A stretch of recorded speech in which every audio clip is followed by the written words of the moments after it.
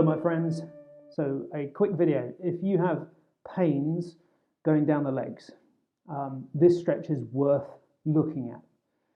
You'll know if it's right for you as a stretch because it will feel good and it will help alleviate your symptoms.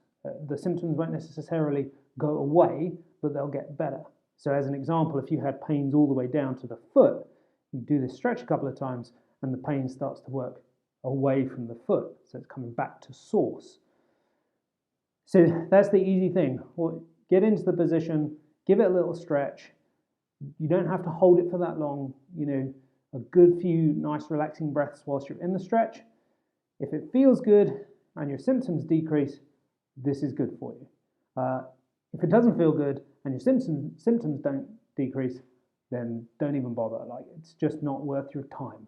But it is worth your time at least having a look. So this is how it goes. It's called a 90-90 hip stretch. So we're going to go down to the ground, thigh out in front, knee 90 degrees, thigh out to the side, knee to 90 degrees. The first few times you do this, sometimes just going into this position, the hip might complain a little bit. If it does, it might feel like it cramps. If it does, just come out of the position and switch sides, try and get into that position that way. Again, if your body really fights with this position, getting into the setup, just switch sides, just alternate sides until you feel a bit more comfortable. Once you feel comfortable, the supporting arm, the fingers face backwards, so we go into external rotation, and you want that arm quite close to the body so that it's pushing your torso up. We're trying to go long in the torso as well, and we're going to try and roll the pelvis so that you sit on the back of the leg rather than sitting on your bottom. You don't want to sit on your bum, you want to sit on your leg. So roll the pelvis so that you feel like your bottom is sticking out, and now I'm sat more on the leg than I am the bottom. Good posture. Supporting hand comes here, so this does two things as well. Obviously it keeps the knee down, but it also again gives me something to work on to keep my posture really tight. Then I'm just going to hinge from the hip, move into it until I feel a stretch.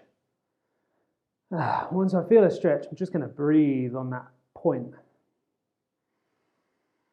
I'm not looking to increase the range of motion because I don't want this to be painful. Take a couple of breaths. Try and allow the muscle to relax with the breathing. Come out, change sides. Set yourself up, 90 degrees, 90 degrees, supporting arm nice and close to the body, fingers facing away. Good posture, exaggerated posture, tip the pelvis, in we go. Even if you have pain just on one side, it's always worth just doing both, to gauge, is that side really tight? Because sometimes the symptom side can actually not be very tight at all, and it's the other side that's really tight. So it's always worth going backwards and forwards. So again, move in, hold a good position. So the objective here is obviously not to take my torso towards the ground. I'm hinging over the hip. If I just rounded my back, I can get really close to the ground. That's not the point. So you've got to maintain posture, hinge forwards till you get the stretch, change sides.